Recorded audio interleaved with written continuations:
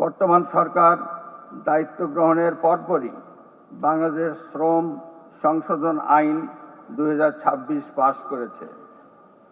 এটা আন্তর্জাতিক শ্রম মান অনুসরণপূর্বক শ্রমিকদের অধিকার আরও সুসংগত ও সুরক্ষিত করা হয়েছে। এছাড়া শ্রম মান নিশ্চিত করতে বাংলাদেশ আন্তর্জাতিক শ্রম সংস্থা ILO 39টি কনভেনশন ও একটি প্রোটোকল অনুস্বাক্ষর করেছে। শ্রমিক ভাই ও বোনেরা, পুরুষ শ্রমিকের পাশাপাশি নারী শ্রমিকদের মর্যাদা ও অধিকার রক্ষায় আমরা প্রতিশ্রুতিবদ্ধ। তাদের নিরাপত্তা, সম্মান, অধিকার, শোভন ও নিরাপদ কর্মপরিবেশ নিশ্চিত করা আমাদের নৈতিক ও মানবিক দায়িত্ব। মাতৃত্বকালীন ছুটি, সমকাজের সমান মজুরি ও নিরাপদ কর্মপরিবেশ সৃষ্টির মাধ্যমে একটি মানবিক কর্মসংস্কৃতি গড়ে তোলা জরুরি। আমি আশা করি শ্রম খাতে সরকারের গৃহীত কার্যক্রম ও নির্দেশনা বাস্তবায়নে সংশ্লিষ্ট সকল মহল অগ্রাধিকার ভিত্তিতে প্রয়োজনীয় পদক্ষেপ গ্রহণ করবেন এবং তা বাস্তবায়ন নিশ্চিত করবেন। সম্মানিত উপস্থিতি, আজ মিরপুরের রূপনগরে কেমিক্যাল গোডাউনে অগ্নি দুর্ঘটনায় নিহত 13 জন শ্রমিকের পরিবারকে আর্থিক সহায়তা প্রদান করা হয়েছে।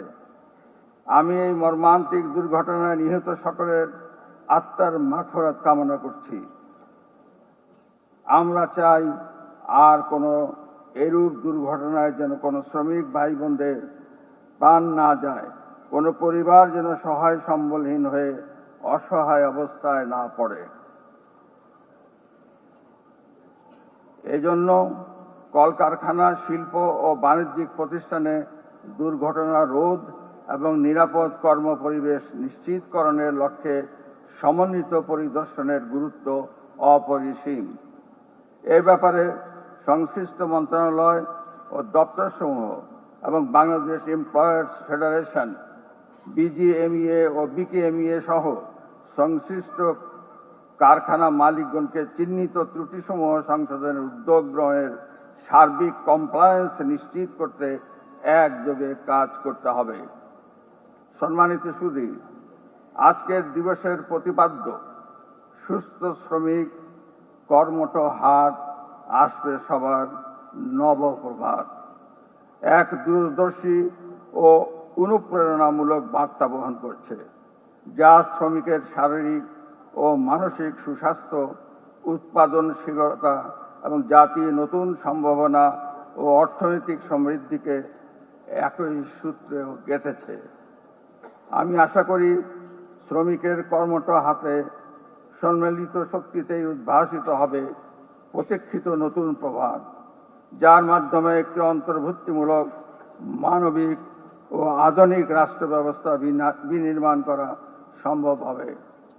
আসুন শ্রমিক, মালিক, সরকার ও সংশ্লিষ্ট অংশীজনের সম্মিলিত প্রয়াসের মাধ্যমে শ্রমিকের অধিকার, মর্যাদা ও কল্যাণ নিশ্চিত করে একটি সুষম, টেকসই রাষ্ট্র প্রতিষ্ঠায় আমরা আত্মনিয়োগ করি।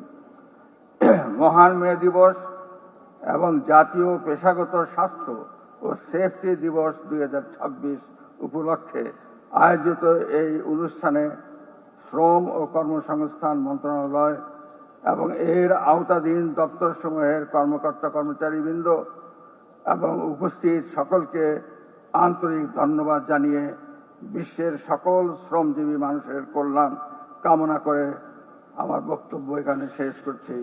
আপনাদেরকে ধন্যবাদ। আল্লাহ হাফেজ।